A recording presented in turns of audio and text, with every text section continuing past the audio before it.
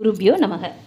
Survey பவந்து சுகினஹ, survey சந்து Niramaya, survey பத்ராணி பஷ்யந்து, மா கஷ்சித் துக்கபாத் பவேத். எல்லோருக்கும் வணக்கம். ஸ்ரீ ஹரே நமக. இன்னைக்கு தசகம் 75 பாராயணம். இன்னைக்கு தான் ஸ்ரீ கிருஷ்ண பரமாத்மா தான் அவதார நோக்கமான கம்சவதத்தை செய்ய போகிறாரு. தனக்கு பிரியமான தான் வளர்ந்த இடமான பிருந்தாவனத்தை விட்டு பிரிஞ்சு, தன்னை வளர்த்த யசோதை தாய் நந்தகோபுரை விட்டு பிரிஞ்சு, தனக்கு ரொம்ப இணக்கமான கோபியர்களையும் கோபர்களையும் விட்டு பிரிஞ்சு இங்கே மதுராவுக்கு அவர் வந்திருக்காரு அப்படின்னா அது அவரோட இன்பத்தை கெடுத்து துன்பத்தை கொடுக்கும்னா இது எல்லாத்தையும் தாங்கிக்கிட்டு அவர் இங்கே வந்திருக்காருன்னா அது ஒரே நோக்கமான அவதார நோக்கமான கம்சவதத்துக்காக மட்டும்தான். அந்த கம்சவதத்தை எவ்வளோ அழகாக இங்கே தன்னோட சிறு பிள்ளை பிராயத்தில் நிறைவேற்ற போகிறாரு தான் பட்டத்திரிகள் இந்த தசகத்தில் ரொம்ப அழகாக ஸ்லோகங்களாக வடிச்சிருக்காரு. இப்போது இந்த தசகத்துக்குள்ளே போகலாம். பட்டத்திரிகள் சொல்கிறாரு, மறுநாள் காலை ஆயிடுச்சு. அதாவது முதல் நாள் நண்பகலில் மதுராவுக்கு வந்த ஸ்ரீ கிருஷ்ண பரமாத்மா நீங்கள் அங்கே ராஜ வீதிகளில் உலா வந்து அனைவருக்கும் உங்களோட திருமேனி தரிசனத்தை கொடுத்து நிறைய பேருக்கு உங்களோட அருளையும் கொடுத்து அவங்கள வாழ்விச்சு நற்கதியும் கொடுத்து கடைசியாக அவர் அதாவது கம்சன் உங்களை எதுக்கு அழைச்சாரோ அந்த தனுர்யாகத்தில் வச்சுருந்த வில்லையும் முறித்து கம்சனுக்கு மிகப்பெரிய நடுக்கத்தையும் கொடுத்து வந்து நீங்கள் உறங்கி போயிட்டீங்க. இப்போது மறுநாள் காலையில் பயம் கொண்ட கம்சனது கட்டளைனால மல்லர்களோட போட்டி விழா தொடங்குவது பற்றி முரசு அறிவிக்கப்பட்டுச்சு. குழும்பியிருந்த மன்னர்கள் தங்களோட இருக்கையில் வந்து எல்லாம் அமர்ந்தாங்க. நந்தகோபனும் பார்வையாளர்களிடையே உயர்ந்த இடத்துல அமர்ந்திருந்திருந்தார். கம்சன் அரண்மனையோட மாடியில் அதாவது உப்பரிகையில் வந்து அமர்ந்தான். அப்போது தாங்கள் நன்கு அலங்கரித்து கொண்டு பலராமன் கிட்டையும் மற்ற நண்பர்களோடையும் அரங்கத்து வாயில் வந்து அடைஞ்சிங்க. ஆனால் உங்களுக்குன்னு தயாராக கம்சன் அங்கே ஒரு ஆளை நிப்பாட்டி வச்சிருந்தான். அங்கு குவளையா பீட்டம் என்கிற யானை ரொம்ப சினம் கொண்டு வாயிலை மறைத்து கொண்டு நின்றது. இப்போ சும்மா இருக்க யானை யாரையாவது தாக்குமா என்ன? அதுக்கும் ஒரு வழி செஞ்சிருந்தான் கம்சன். அடே பாவி, வழியை விட்டு விலகிச்சல், சீக்கிரம் என்று தங்களால் ஏவப்பட்ட கொடியோனான மாவுத்தன் ரொம்ப சினம் கொண்டு யானையை தூண்ட அது ரொம்ப வேகத்தோடு உங்களை பிடிச்சிக்கிச்சு. நீங்கள் விளையாட்டா அதோட பிடியிலிருந்து தப்பி கோபிகைகளின் பருத்த நகில்களுடன் போட்டியிடுவது போல பருத்திருந்த அந்த யானையின் மந்தகத்தில் ஓங்கி அடித்துவிட்டு அதோட கால் இடுக்கில் ஒளிஞ்சிக்கிட்டீங்க. பின்னாடி கேலியாக சிரிச்சுக்கிட்டே வெளியே வந்தீங்க. முனிவர்கள் கூட தியான யோகத்தினால் உங்களை பற்ற முடியாது இருப்பது போல யானையோட துதிக்கைக்கு எட்டினார் போல நீங்கள் அருகில் இருந்தாலும் அதனால் கொஞ்சம் கூட உங்களை பிடிக்கவே முடியல. இந்த மாதிரி அதோட எதிரில் ஓடி விளையாடிய நீங்கள் தரையில் தானாகவே கீழே விழ உங்களை நோக்கி பாய்ந்த அந்த யானையோட உயிரோட தந்தத்தையும் வேரோட பிடுங்கிட்டீங்க. அந்த தந்தங்களில் அடிவேரில் இருந்த விலையுறந்த முத்துக்கள் அதையெல்லாம் எடுத்து உங்களோட நண்பன்கிட்ட கொடுத்து இந்த அழகான முத்துக்கள்னால மாலை செஞ்சு நீ ராதைக்கு கொடு அப்படின்னு சொன்னீங்க. மனதிற்கு இனியவனான குருவாயூரப்பா அதுக்கப்புறம் நீங்கள் தந்தத்தை தோளில் சாத்திக்கிட்டு பலராமன் கூட மல்ல அரங்கத்துக்குள்ளே புகுந்த போது அங்கிருந்த மக்கள் எல்லாமே உங்களோட அழகான திருமேனியை பார்த்து கண்ணும் மனமும் கவரப்பெற்று ரொம்ப மகிழ்ச்சி அடைஞ்சாங்க. ஆஹா, நந்தனன்றோ பெரும் பேறு பெற்றவன். இல்லை கோபியர்கள் தான் ரொம்ப புண்ணியம் செஞ்சவங்க. இல்லையே, இவனை பெற்ற வயிறுடைய அந்த யசோதை தான் ரொம்ப நோன்பு நோற்று புண்ணியம் பெற்றவள் அப்படின்னு யோசிச்சாங்க.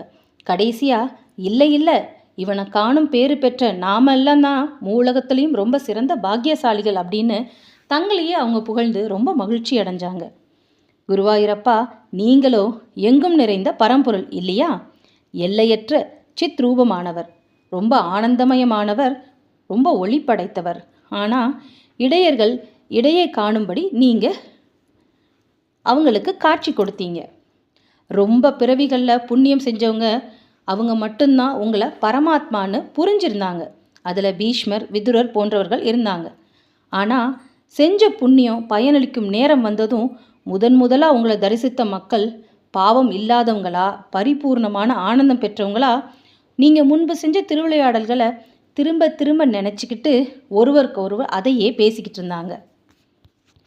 இது எப்படி சொல்லப்படுதுன்னா, ஒருவன் செஞ்ச புண்ணிய பாவங்களில் புண்ணியம் ரொம்ப அதிகமாக இருந்துச்சுன்னா முதல்ல பகவானது தரிசனம் பெறும் பேரு கிடைக்குமா, பின்னாடி பகவானோட குணங்களை கீர்த்தனம் செய்யும் பெரும் பேரு கிடைக்குமா, உடனே அஞ்ஞானம் விலக ஞானம் தோன்றுமா, ஞானம் தோன்றவே பகவானை அடையும்படியான பரமானந்த பேரு கிடைக்குமா. ஸோ புண்ணியம் கூட ஒவ்வொரு லெவலாக படிப்படியாக தான் முன்னேறி போகும் அப்படின்னு பட்டத்திரிகள் ரொம்ப தெளிவாக சொல்கிறாரு. பின்னாடி அரசனோட ஏவல்னால மற்போரில் ரொம்ப கைதேர்ந்த சாணூரன் உங்களையும் முஷ்டி யுத்தத்தில் ரொம்ப முஷ்டிகள் பலராமனையும் எதிர்த்தாங்க. சடசடன்ற பேரிரைச்சலோட அவங்க ஒருவருக்கொருவர் முஷ்டியால் குத்தி சண்டை போட்டாங்க.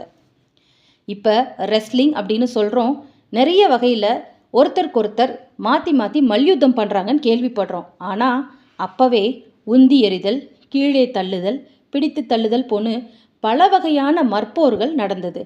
அந்த மற்போர் இப்போ கிருஷ்ணனுக்கும் சாணூரனுக்கும் பலராமனுக்கும் முஷ்டிகனுக்கும் நடந்தது. அதில் மற்போரில் வல்ல சாணூரன் மரணமடையும் முன்பே நிறைய தடவை மோட்சத்தை பார்த்து பார்த்து வந்தான். அது எப்படின்னா, பற்றுதல் வர்றதும் அதுலேருந்து விடுபடுறதும் மோட்சத்தை அடைகிறதும் உண்டு.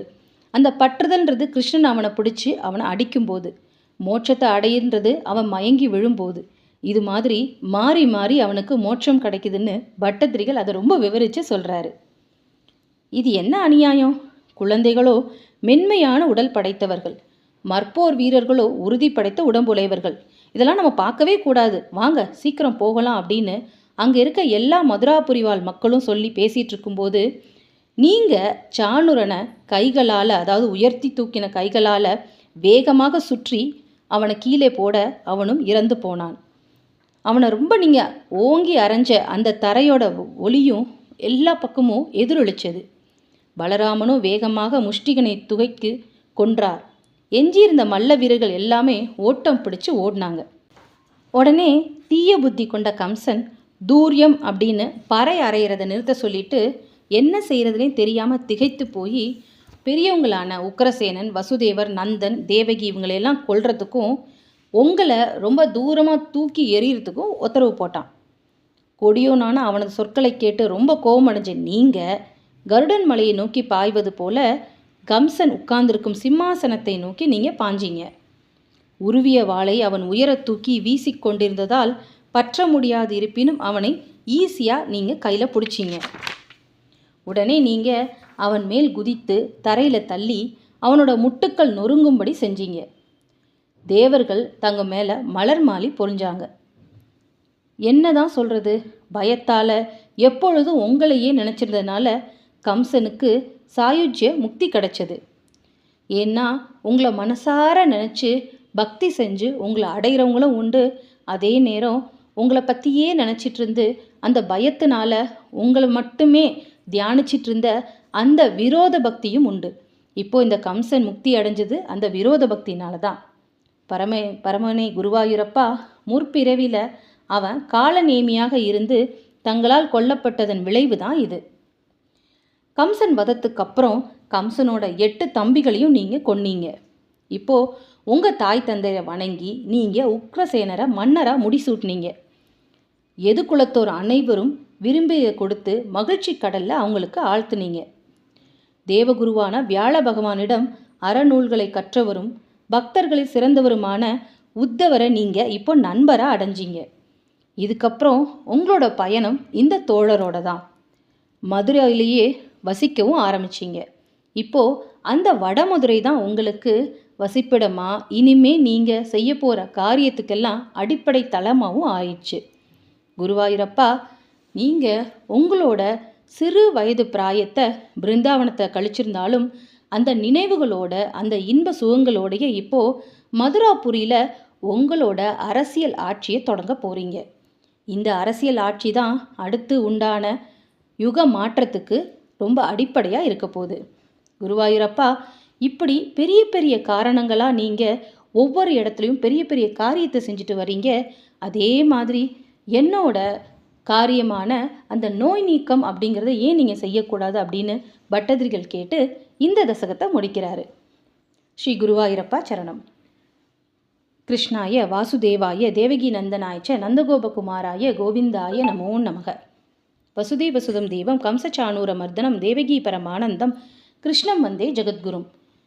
காயேன வாச்சா மனசேந்திரியைவா புத்தியாத்மனா வா பிரகிருதி ஸ்வபாவாத் கரோமி யத்யத் சகலம் பரஸ்மை நாராயணாயேதி சமர்ப்பயாமி. ஓம் சர்வம் ஸ்ரீ கிருஷ்ணார்ப்பணமஸ்து.